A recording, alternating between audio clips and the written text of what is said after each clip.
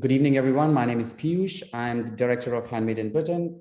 This is our third virtual craft fair, Handmade Oxford Online. And today we have the pleasure of having Dr. Clare Pollard from Ashmolean Museum, who will be giving us a presentation on Tokyo art and photography. Dr. Clare Pollard is a curator of Japanese art at the Ashmolean Museum. She works mainly on Japanese woodblock prints and decorative arts.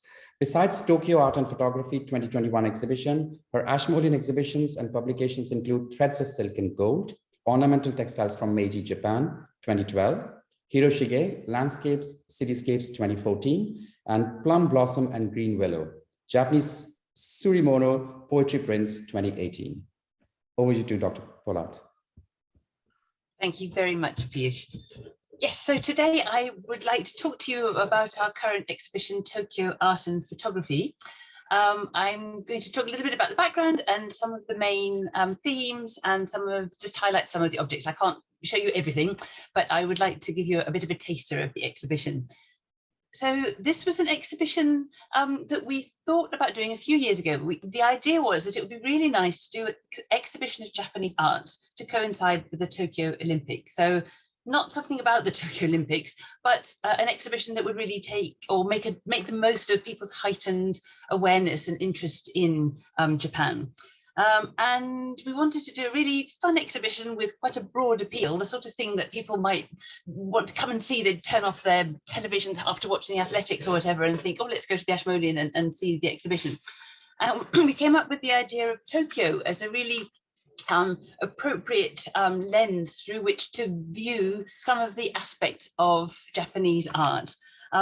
Over the past 400 years, really, as the city that we know as Tokyo developed from a small fishing village, which was called Edo, into first of all, a busy samurai city, and then eventually into the giant metropolis that it is today. It has over 37 million people living there in the greater Tokyo urban area. So it's a vast city and a vast, kind of a really thriving, vibrant center of artistic production. So the exhibition includes quite a wide range of art, paintings, prints, decorative arts, video works, and lots of photographs. Not least the image we've used for our lead image, our poster image, which shows the identical twin models Ami Aya in this lovely photograph by Ninagawa Mika, who's a leading Japanese photographer, female photographer. And in fact, our whole exhibition opens with an installation work by Ninagawa Mika, sort of an immersive installation, another photographic work based on cherry blossoms. And we thought that this was a really nice way to start our exhibition, partly because the cherry blossom is so quintessentially Japanese. It seemed a really lovely way of transporting visitors from Oxford to an imaginary Tokyo. The cherry blossom is a symbol of Japan, but it also is a symbol of beauty and also a symbol of transience. The cherry blossom comes every year, but it scatters really quickly. So it has a kind of a meaning of impermanence and renewal. And this was a thread that kind of weaves itself through the exhibition, and it seemed a lovely way of opening it. So as you come to the exhibition, you go through this corridor into the exhibition, and you're absolutely surrounded by cherry blossoms. So these two maps, 300 years apart, show the layout of the city of Tokyo as we know it, or Edo as it was until 1868. Tokyo just means Eastern capital, but it wasn't actually called Tokyo until the late 19th century. So the one on the left is from the 18th century, and the one on the right is from the 20th century. And I'll show you these in a little bit more detail because it sets the scene for the city. So this is a fantastic map. It's an 18th century hand-colored copper plate engraving from a book by Engelbert Kempfer, who was a Dutch physician who worked for the Dutch East India, I think he was a German physician, sorry, working for the Dutch East India Company that had a base in the south of Japan. And he visited the city of Edo 2 times in 1690 and 1692. And this is the layout of the city as he saw it. Until the late 1500s, Edo was just a small settlement on the edge of a marshy estuary and a wild plain. And it wasn't until the warlord, the military warrior Tokugawa Ieyasu, settled there in 1590 and made it his military headquarters, that it really started to develop. And in 1603, Tokugawa Ieyasu managed to unify Japan. He became the shogun, the military ruler of the country. And after that, the city really developed as a sort of a thriving center. Engelbert Kempfer's map shows you as how the city looked underneath the Tokugawa shogun. So this space in the middle, this empty space here, this is where the shogun's castle was. And it's left blank as a kind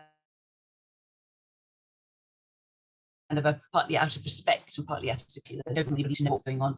And you can see that it's surrounded by these grey sort of highlighted spiraling circles. These are canals, and one of the first things that the Tokugawa family did was to drain the area. It was very marshy, so they drained the area by adding canals, and this was also a really good security measure. It stopped the military lords who ruled the provinces of Japan, in the name of the shogun. They stopped them sort of racing on the capital and threatening the shogun. Now, this is a fantastic diorama map by the artist Nishino Sohei, done in 2004. So it's much, much later, but the basic layout of the city hasn't really much changed. You still have the water around here, and you have this part here is where the castle was in the previous map, and it's now the Imperial Palace.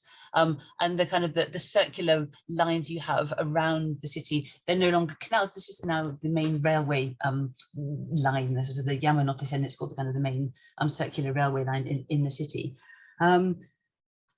Nishino Sohei has a really fascinating way of working. So this is a photographic work, and the way he creates this is by walking around the city for weeks, if not months on end, and taking thousands of photographs. A map like this would probably take about 10,000 photographs. And so what he does is he takes all these photographs as he walks around and climbs up buildings and looks down on the city, and then he prints them all out and then collages them into this huge tableau, which he then turns into his final photograph. So the overall effect isn't quite a bird's eye view, but it's more a way of seeing sort of 3 dimensions in a single plane. And although it is more or less geographically accurate, he does kind of alter scales, and sometimes he repeats or misses out locations. And this very much reflects his personal experience of the city, the way that our memory sometimes can be subjective, or we miss things out. And if you look in at a bit more detail, he sort of makes larger the things that are really significant to him. And he said about his diorama maps, he said, "They're my attempt to express the appearance of the cities by integrating my personal experiences and memories." And he says, "What results is not at all a map to convey precise information, but the record of how I, as a human being, have walked through their streets and how I looked at those streets," which is a lovely summary of his artistic process. And I think this idea of very different versions of Tokyo as seen through the eyes of different artists was one that we wanted to explore in the exhibition. And so what we did in the exhibition, rather than taking a kind of very conventional historical approach, or first this happened and then this happened and this happened, we decided to focus on particular themes. So we wanted to look first at the city itself, and then at the people living in the city, and then the city as a centre of artistic innovation. And by arranging it like this, it allowed us really to juxtapose the historical works and new works all the way through the exhibition, and to get a sense of some of the changes and some of the continuities in the works of art, some of the conversations that you have between old and new.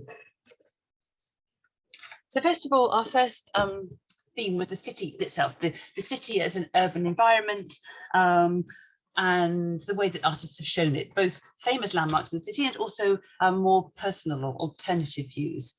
This view of the city is from the late 17th century, and it's from a lovely little painted album, which is really quite small. This is opened up, and the whole opening is only 17 by 28 or so centimeters or so.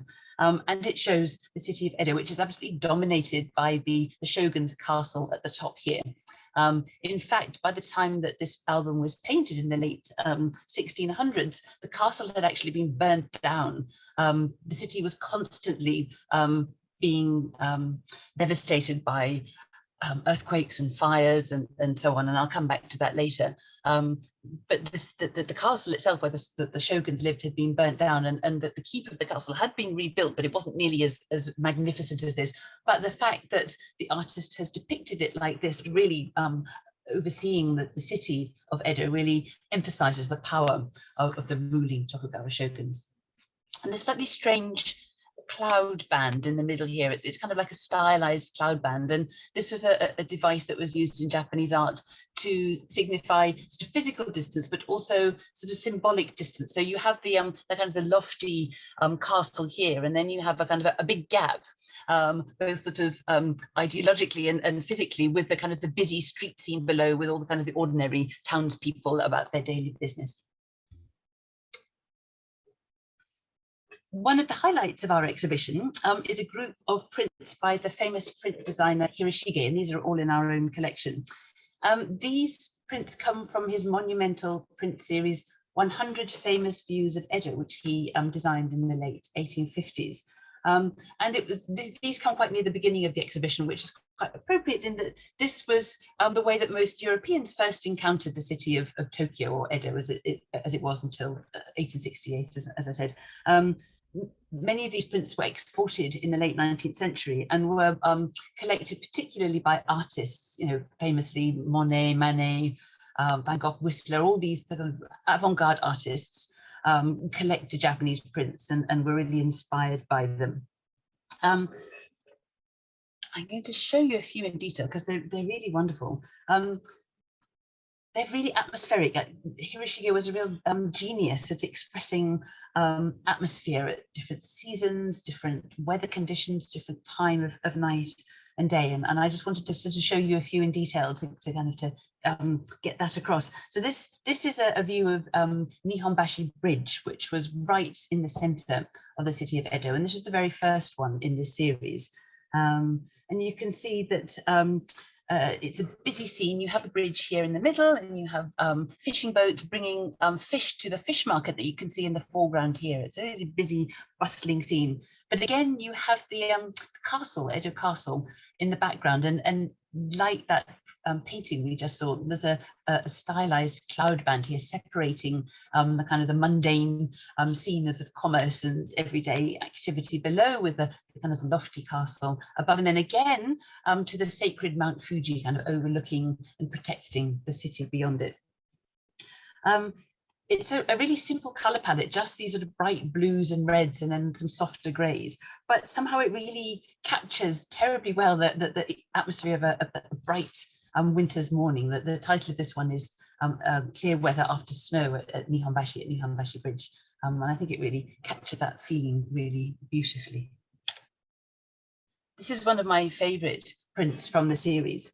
It shows a lovely view of the Sumida River, the main river, in Edo in springtime, and the whole scene is framed by this lovely blossoming cherry tree in the foreground. And I wanted to mention these cherry blossoms. They're beautiful, they symbolize spring, but they also represent more than that. Just before Hiroshige created this series in 1855, there was a massive earthquake that destroyed huge parts of the city of Edo and killed thousands and thousands of people. So the cherry blossoms in this series really represent the kind of the blossoming of the city again after the devastating earthquake. So they're really a symbol of renewal. This device that Hiroshige used of framing his scenes with cropped objects in the foreground was really effective. It was a device he'd started using in the early 1850s, and it had huge impact on European artists. This is one of the things they really took away from his work, and you see it in this print as well. This is perhaps one of his most famous designs. It shows another bridge in the city in a sudden summer rainstorm. And the way he sort of cropped the bridge really sort of intensifies that feeling of sort of being caught in the rainstorm and sort of rushing across that feel of sort of, you know, needing to get over that bridge and get to shelter. And this print was famously copied in oils by Van Gogh, who had a collection of Japanese prints. But what's interesting about his oil painting is that he's played around a little bit with the proportions, but he's also played around with the inscriptions on the print. So if you look at the original, this is the series title, and then this is the print title. Of course, you read a Japanese print from right to left, the way you would look at a real Japanese text. And it kind of makes a difference as to how you actually look at the picture, how you kind of receive the picture. So you go from this way, and this is Hiroshige's signature down here. What Van Gogh's done is that he's moved the titles into the borders and the signature into the borders, and he's borrowed these other Japanese characters from a completely different print. They actually advertise a brothel, but I don't suppose he really knew that, but he's just played around with it. Next to our set of Hiroshige prints in the exhibition, we've included another woodblock print by a contemporary artist called Yamaguchi Akira. And this is a series of prints which is a direct reference to Hiroshige's series. Here's his title. It's called New Famous Views of Tokyo, or New Famous Views of the Eastern Capital.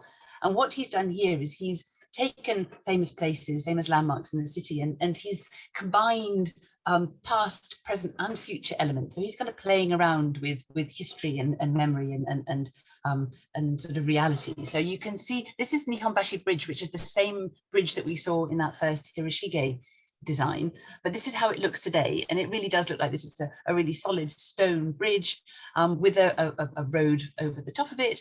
But Yamaguchi's added these sort of wooden bridges, which might well appear in a Hiroshige print. And then on top of that, he's added these fantastical sort of futuristic-y, almost sort of sci-fi elements. He's got these funny little booths and shops and extra bits that he's added in. So it's a really kind of whimsical look at the city. And it's sort of, again, it's one of the examples of the kind of the conversations between old works and new. Now, those artists were looking at famous landmarks in the city. We also wanted to look at less obviously well-known parts of the city, and more everyday or alternative views. And these are two examples. On the left, we have an example of a photograph by Miyamoto Ryuji, who took a beautiful series of photographs of cardboard houses, which were made by homeless people in the 1990s, which was the time when Japan, sort of the economic bubble that Japan was in burst, and it went through a period of hardship, and there was a problem of homelessness. And some homeless people fashioned themselves these extraordinary cardboard houses, which were often very beautifully made. Here you can see an umbrella has been incorporated in them, but they were of course very transient, you know, just a storm or a kind of a police officer moving them on would have kind of seen the end of this. So this kind of fit into the idea of transience and impermanence in this city that's had to constantly renew itself. And on the right is a wonderful one photograph from a wonderful series of photographs by a female photographer called Moriyuko. This is called Morimori Tokyo, which is Liki Liki is the literal translation. And what this series does is looks at the repairs that station and subway station staff have made to the leaks that are constantly springing up in stations when you get earthquake tremors, which, you know, are almost a daily occurrence in Tokyo. And so you're constantly getting little leaks which need to be repaired, stocks of water dripping on the heads of passengers. And for most Japanese people, these are just part of everyday life, and they probably wouldn't even notice these repairs, but in the eyes of Moriyuko, they look like sculptural installations. And in fact, she actually recreates these installations herself in galleries. But here you can see that again, you have umbrellas, but they've been used to capture drips from the ceiling, and there are, you know, bits of plastic and so on. But it's just a kind of a very personal view of the city. But talking about earthquakes and this idea of Tokyo constantly facing up to disaster, I mean, really, it's had to renew itself so many times over the years. Earthquakes, typhoons, firebombing during the war, and just general urban renewal. But it's constantly sort of recreating itself. And the disasters that have befallen it often inspire really quite powerful works of art. This is a really intriguing genre of art called catfish pictures, namazu-e. And these emerged in 1855 after that same earthquake that I mentioned earlier. And it shows citizens subduing giant earthquake. There was a popular belief in Edo at the time that giant earthquake lived underneath the surface of the earth, and in times of trouble, they wriggled around and caused earthquakes. And so what you have here is the citizens of Edo trying to stop these horrible catfish from causing them so much suffering. And you can see they're quite humorous. It's quite a kind of a cathartic way of dealing with trauma. This is a woodblock print that was made after another enormous earthquake in 1923. We have the Dai Kanto, the Great Kanto earthquake, the Kanto Daishinsai, which again really caused huge amounts of damage in the city. And this shows the wreck of a Western-style car in front of a skyscraper, the first Western-style skyscraper that was built in Tokyo in 1890 and was ruined by the earthquake. But you don't just get scenes of devastation, you get sort of scenes of celebration as the city once again picks itself up and rebuilds itself. And this is from a fantastic series of expressionist woodblock prints that were made in the late 1920s, celebrating the new city of Tokyo after the earthquake. And it celebrates modern developments like baseball stadiums and outdoor concert halls, the subway that was built. This is the very first subway in Asia that was created in 1927, shortly after the earthquake. And here you have, this is the Kabuki Theatre, so it's a traditional building, but you have the brand new tram in front of it. This is one of my favorite prints in the Ashmoleans collection. And this is a doubly sort of nostalgic print in that it shows Tokyo Station, which was built in 1912. It was a Western style brick building, and it survived the 1923 earthquake. But it was then badly damaged during the Second World War. And this print, which was published in 1945, shows it before the earthquake, even in the 1920s. It's just, you can see from the clothes that it's set in the 1920s. So it's a really kind of nostalgic view of the city. So that was a kind of an overview of some of the views of the city itself. But then we zoom in and look at the people living in the city. A city isn't a city without its people. So what we've tried to do is have a little look at some of the people living in Edo and Tokyo, and their everyday lives, the entertainment that they enjoyed, and the art that they enjoyed and that they sponsored. We start with the people in power. So initially, for 250 years, the samurai who ruled the city. You have the shoguns based in Edo, you also have a huge number, hundreds of samurai. What the shoguns did very cleverly was that they obliged the network of feudal lords ruling Japan to travel regularly to and from Edo and to maintain second houses in the city and spend sort of substantial amounts of time there. And this is very clever. They had to leave their families as hostages there when they went back to their provinces. So this meant that these potential rivals would spend their time and money maintaining houses and traveling to and from their provinces rather than plotting rebellion. But in terms of art, it meant that Tokyo was a fantastic cultural hub, and it meant that you had high-ranking samurais that are competing with each other to fill their mansions in Edo with beautiful arts and crafts, and they brought their top craftsmen and artists with them to the city. So you get all sorts of art and craft being made in the city.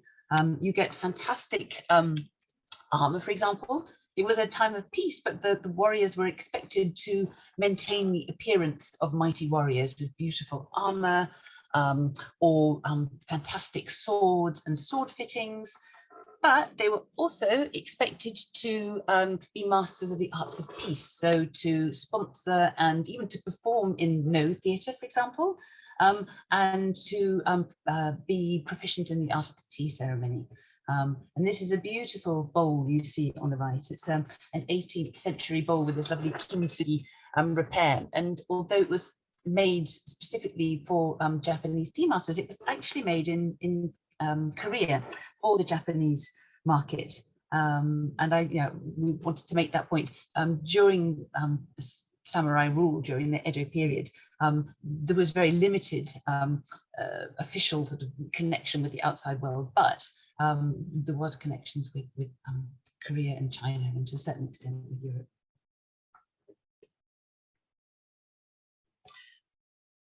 But for the ordinary people in the city, the ordinary merchants and artisans who were catering to the needs of the samurai, the most popular form for entertainment was the kabuki theatre.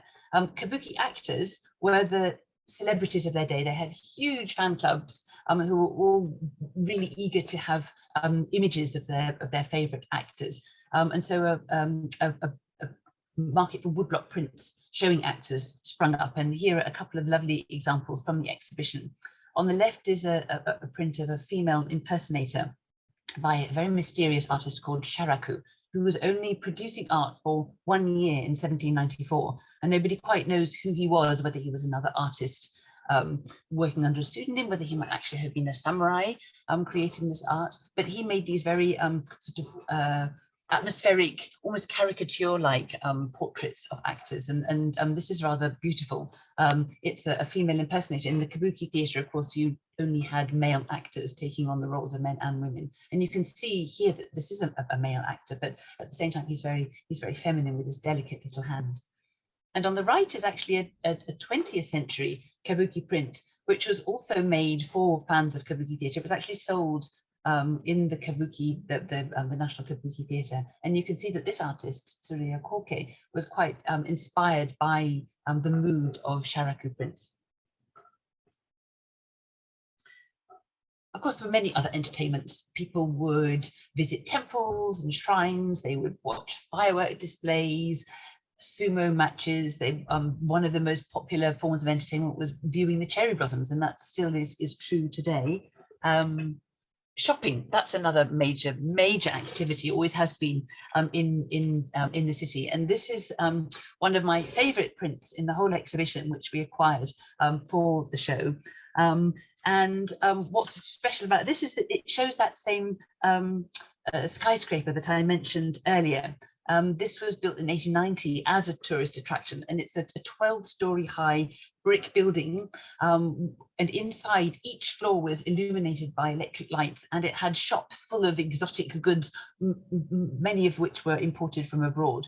But what's really fun about this particular print, apart from the fact that it's done in these really vibrant aniline colours, which were meant to symbolise the kind of the progress of the period, is that it was actually designed as a board game, a sort of snakes and ladders like board game. So as you rolled your dice, you kind of worked your way up the tower. And inside the tower, you would open flaps as you got there to see the shops. And then there was even an electric elevator you can see here with people in it, which apparently only stayed open for about 6 months. I think it was too dangerous to keep it going after that. And so you work your way up, and it really is like snakes and ladders. I think this is the 8th floor, and I think the instruction here says something like, if you throw a 6, go back to the beginning. And this is the kind of the resting area, like a sort of a cafe area, and you miss a go here before you climb up the spiral staircase to have a look out over the city. And we bring our sort of look at everyday entertainment, everyday life in the city up to date. This is Ninagawa Mika again. This is a rather wonderful series called Utsurundes, which she records sort of her everyday life, her friends, her colleagues, the people she works with, her family, but using little disposable cameras, which were really popular in the 1990s, but they've sort of come back into fashion. And she really enjoys the slightly sort of nostalgic process of taking photographs without being able to see them on your digital screen. So, there's a real immediacy in their sort of effect. And then we have a special installation by the great photographer Moriyama Daida, probably the most famous living Japanese photographer. And this is fantastic. It has various elements in this installation. It was designed, with his input. So we have a big gallery. I don't know if you've been to the Ashmolean, but there's a double height gallery, and we have the whole wall covered in a wallpaper of photographs by Moriyama. And in the middle of it is a slideshow of black and white photographs that he's taken over the last 50 years or so. And then a group of photographs that he gelatin silver photographs that he's taken as well. And a soundscape. So he goes out every day, even now that he's in his 80s, Moriyama goes out every day and takes photographs capturing the kind of the vibrant, dynamic life of the city. And so yes, this is sort of captured in this installation. Here are some examples of his really wonderful compositions. We also look at nightlife in the city. We have everyday entertainments, but also night entertainment. So we look at it historically and also contemporary. So just as two examples, we have a few examples of the wonderful shumpon, the erotic books. Shunga, you've probably heard of the erotic prints, but the book version of those were called shumpon. And these were often really beautifully produced. Money was no object, and they're often absolutely exquisitely made. It was quite hard choosing these. We wanted to include some. We didn't want anything too graphic because we wanted this to be a kind of a family show, but we didn't want them to be too tame because then they might as well be any old book. But I think this example is a really perfect example because it shows two people with absolutely nothing on show at all, but you know exactly what's going on. And on the right, we have a kind of a modern look at a love hotel. And this is a really interesting documentary series of photographs by Suzuki Kyoichi, showing some of the really wonderful and inventive interiors of love hotels from the 1990s and early 2000s, many of which don't exist anymore because there have been various health and safety regulations, fire regulations, those sort of things. So many of the really fantastical, inventive love hotels don't exist anymore. And one of the other really exciting special installations, special commissions for this exhibition was this work, these two murals by an artist called Enrico Isamu Oyama, who, as you can see, is very much inspired by street culture and graffiti. These two works are called Figurati, which is a pun on graffiti, but also the Italian, he's half Italian, so the Italian for figure it out yourself. So these are sort of slightly enigmatic, tag-like designs, which they don't mean anything, they're not actually words, but they really kind of speak to the kind of rapidly changing life in the city, to urban sort of decay, urban renewal, and they really seem to speak to the themes that we're exploring in our exhibition. And they also link the different works in the exhibition together very beautifully. I think there's the calligraphic element of them seem to kind of to bring together the old works and the new works. Our third room looks at artistic innovation in the city of Tokyo. For hundreds of years, Kyoto, the capital city where the emperor lived, was the center of culture. But as soon as the Tokugawa shoguns made Edo their political capital and the city began to grow, it developed a new, really dynamic culture to rival Kyoto. But whereas Kyoto was still the center of sort of refinement and sort of traditional art, Tokyo was very much the place where you have this sort of brash, modern, innovative style of art. New art was really what happened in Tokyo, or Edo rather. One of the art forms that was particularly closely associated with the city of Edo was the woodblock print. In fact, woodblock prints, color woodblock prints, were even known as Edo-e, or Edo pictures. So there was a really thriving culture of woodblock print making in Japan from the 17th century onwards. And the vast majority of commercial prints were made in the city of Edo, and the vast majority of technical and artistic developments in the genre were made in the city. And we've tried to include a few examples of these sort of innovative prints showing innovation in the city. So here, for example, we have a splendid woodblock print showing a courtesan, a high-ranking courtesan with her magnificent robes. And the courtesans, of course, were the female celebrities of the Edo period. They were the kind of the pin-ups of their day. And although their lives were pretty grim, really, they were the top-ranking courtesans at any rate. They did have a very glamorous air to them. They had beautiful clothes. They were the leaders of fashion. They were really the kind of the pin-ups of their day, as I say. And this shows a leading courtesan wearing a robe that's depicted entirely in shades of Prussian blue, which to us looking at it today might seem a little bit limited, but in 1835, when this print was made, this pigment hadn't really been in use for very long. It was an imported aniline pigment. And to a Japanese viewer looking at that in the 1830s, this would have seemed like the height of sophistication and innovation. On the right, we have rather a wonderful picture of a steam train done in the 1870s. Now, in the late 19th century, the Japanese government, the Tokugawa shogunate, fell, and it was replaced by a new government ruling in the name of the emperor, the Meiji emperor, who was moved from Kyoto to Edo, which was renamed Tokyo, and the shogun's castle was turned into the imperial palace. And this ushered in a period of really rapid change and innovation, and Japan was really, it sort of went all out to try and establish itself as a modern international world power. And so there was a huge program of modernization and westernization, and many new buildings and forms of technology were introduced in the city, and you get a whole lot of woodblock prints documenting these changes. And one of the most interesting artists depicting these changes was Kiyochika.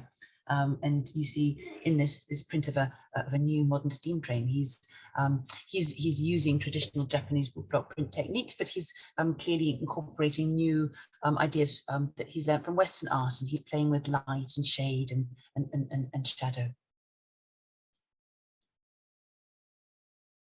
By the 20th century, woodblock prints were no longer the most effective or commercial way of documenting change or depicting people. By now you had photography, of course, and lithography, other means of kind of pictorial reproduction. So the woodblock print genre became, sort of had to reinvent itself as a form of art, a form of fine art. And the two prints you have here are illustrating two different sort of routes down which the print genre recreated itself. So on the left, we have a lovely print by Kawase Hasui, who was an artist from the new print movement, whose artists continued the themes and the production process of traditional ukiyo-e woodblock prints, but brought them up to date, incorporated some elements of Western art. And here you can see that there's an electricity pole in the background, although the mood is something like Hirishige's prints. Whereas on the right, you have a work by Kawakami Suyo, who was a creative print artist. Now, artists of the creative print movement saw themselves as they'd embraced many of the kind of the ideals of modernism and expressionism, and they saw themselves they felt that individual expression was the key form of the key sort of goal of an artist. So every single aspect of the printmaking was undertaken by the artists themselves, rather than the traditional technique that the new print artists also followed, in which the artist, Hirishige Hasui, provided a design that a skilled artisan then carved the block and printed up. Whereas the creative print artists did everything themselves. And you can see that technically it's not nearly as refined, but it's sort of very expressive and very modern in its feel. But moving on, by the 20th century, Tokyo increasingly became an international hub of art. And these are some fantastic photographs from the 1960s showing pop art. And the two artists whose works we've got on this slide were both very active in New York in the 1960s, which was the center of pop art. And so these, Tokyo was no longer kind of on its own in terms of art. This is perhaps the most famous contemporary Japanese pop artist, Murakami Takashi. But these two works, again, we like these because they really tied in with our theme of destruction and renewal. Here are his sort of really classic smiley faces and sort of bright pop colors, but he's daubed them with these very kind of gloomy words. These were made in the aftermath of the great earthquake and tsunami that hit Japan in 2011, and they're sort of very much influenced by the kind of the effect of disaster. just going back a little bit to the 1960s, there was a huge amount of protest art in Japan, as there was everywhere else. And these are a couple of examples. On the left, we have an intriguing photograph of the cleaning event. This was done, this is an event held by High Red Centre, an artist collective, which is one of many groups of artists that was really trying to bring art out of institutions, out of museums and galleries, onto the streets.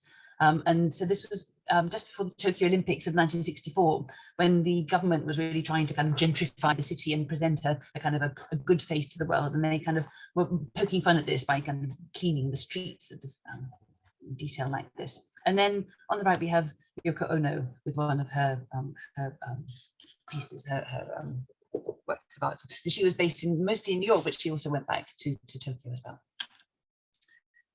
And then finally, this is another sort of street-inspired work. This is a taxidermied super rat. There are many rats racing around the streets of Tokyo, and you do see them. And this is by an artist collective called Chimpong, who are very concerned, among other things, with the sort of incredibly fast rate of change in Tokyo, the way that buildings are constantly torn down and rebuilt. Whereas rats flourish whatever happens. So this is a sort of sculptural work. This is an actual rat that has been stuffed and made to look like a Pokemon, Pikachu, and it's accompanied by a video. So this is kind of quite a madcap work of art. So I think that kind of brings us up to the end of our time. But I'm really happy to answer any questions if anybody has any. This is a really whistle-stop tour of the exhibition. And I hope I didn't speak too fast. I get a bit enthusiastic when I'm talking about the works of art, but I should say before any questions, please come and see it yourselves if you have time. It's on for a while. It's on until the 3rd of January. So you've got plenty of time to come and have a look. At the moment, we're still asking visitors to book in because of of COVID restrictions, but that may or may not relax as time goes on. But you can see the details on our website. Thank you so much, Claire. It was fantastic. It was so fascinating. Next time I'm back in London, I'm definitely coming and seeing that as well. Unfortunately, we don't have much time for Q&A, but I have actually in the chat, I've written my email address. So if there is any question from any of our audience, then I will just forward it to you and I'll ask you. Great. Thank you so much. Thank you.